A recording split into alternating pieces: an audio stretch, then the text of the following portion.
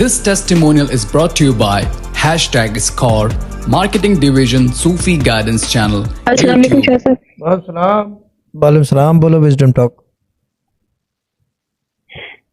शहजाद भाई अस्सलाम वालेकुम। वालेकुम सलाम विजडम टॉक। शाह साहब मैंने 2017 में ज्वाइन किया था प्लेटफॉर्म और तब हमारे बहुत ही ज़्यादा हमारा तो सारे मसाइल थे हर किस्म के।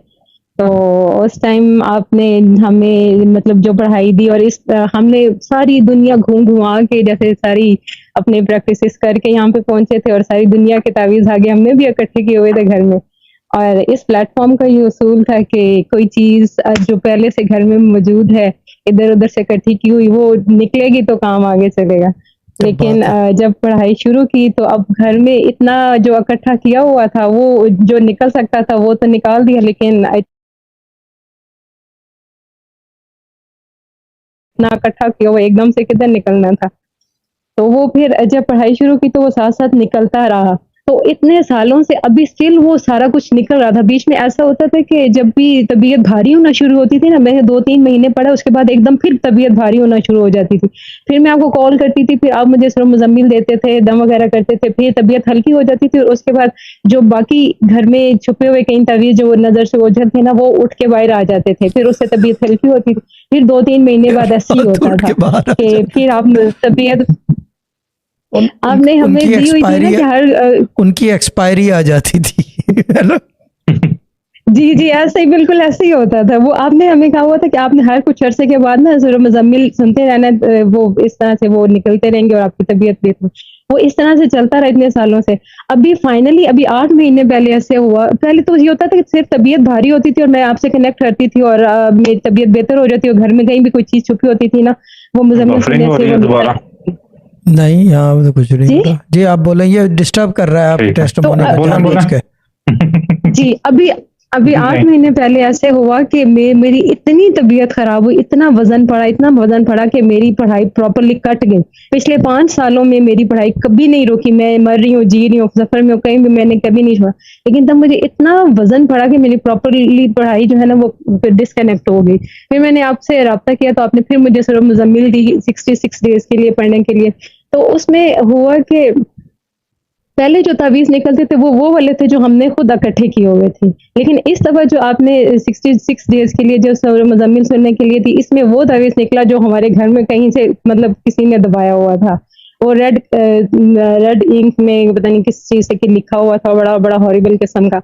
तो वो जब निकला तो उसके बाद हमारी तबीयत वाकई हमें घर एक हल्का फुल्का महसूस होना शुरू हो गया और हमारी तबीयतें भी हल्की हो गई। और उससे पहले हमारा था कि हमारे घर में ना पानी का बहुत ज़्यादा इशू था, हमारे घर में पानी नहीं आता था। तो जैसे ही वो तावीज़ निकला हमारे घर में ऐसे मतलब विद इन 1 डे हमारे घर में अपना खुला पानी का कनेक्शन लग गया, जिसका कोई चांस ही नहीं था। वो पूरी गली खोदनी पड़ती थी और नया कनेक्शन के लिए, और हमारे पास इतने पैसे भी नहीं थे। लेकिन वो सब ऐसे हुआ कि मैं बता ही नहीं सकती। हमें सिर्फ वो जो हमें पाइप के पैसे देने पड़े थे ना, जो हमारा अपना पाइप हमें देना पड़ा, उसके अलावा हमारी गली के खुदाई के कनेक्शन के कुछ भी हमें नहीं पे करना पड़ा और हमारा पानी का कनेक्शन लग गया। फिर उसके बाद ये हुआ कि हम लोग 7 बहन भाई हैं हमारे घर में। 5 की हम लोग ना मतलब निकाह कर चुके थे और जिसका करते थे टूर ज़्यादा, जिसका करते थे टूर ज़्यादा था।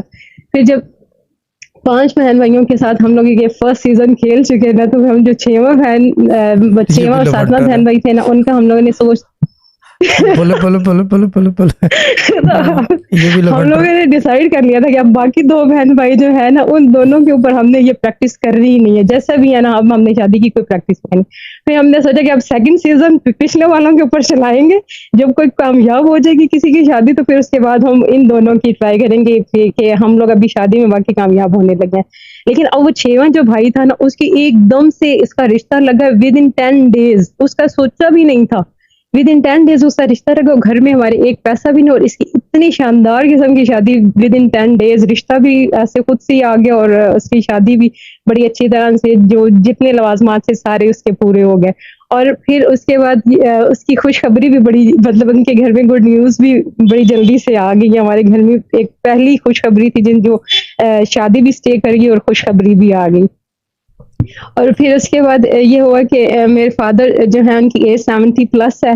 तो वो उन्होंने लॉ कर रहे थे, तो उनका लॉ भी कंप्लीट हो गया। इस एज में उनके लिए लॉ करना बहुत ज्यादा मुश्किल था, तो उनका लॉ कंप्लीट हो गया। उनके अपने केसेस चल रहे थे, और हमारे अपना घर जो है ना गांव में, उसके ऊपर कब्जा हुआ था।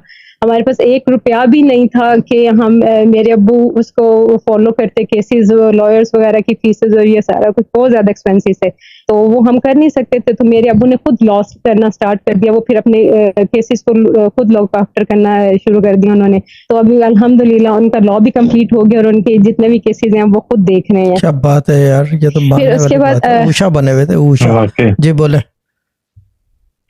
जी शाह साहब, उनके लिए मैंने आपसे स्पेशल कहना भी था कि मेरे अब्बू का नाम अहमद हसन है, उनके लिए खास तवज्जो और खास दुआ तौर कर दी कहाँ कि पे वो लॉ अपने करते मिशन में हैं ये, कामयाब किस हो जगह जाए। है लॉयर ये? साहिवाल में। साहिवाल में, ठीक है। अगर कभी जरूरत वहाँ पड़ी भी हमारा साहिवाल में, आबाई घर है ना। क्योंकि साहिवाल में जो है ना, क्या कहते हैं उसे, कोई प्लाट है वो शहजाद भाई के नाम है, कब्जा है उसके ऊपर, तो वो राब्ता करेंगे आपसे। कब्जा गौर भाई का। कब्जा हमारा अपना शाह साहब, हमारा अपना भी कब्जा हुआ। हमारा आबाई घर है ना, हमारे हाँ। दादा की तरफ से जो अब्बू को मिला था, उसके ऊपर कब्जा हो गया हुआ, तो वो मेरे अब्बू देखते हैं। फिर उसके बाद ये जो वो सिस्टर की टेस्टिमनी है, वो अपनी खुद बताएंगी।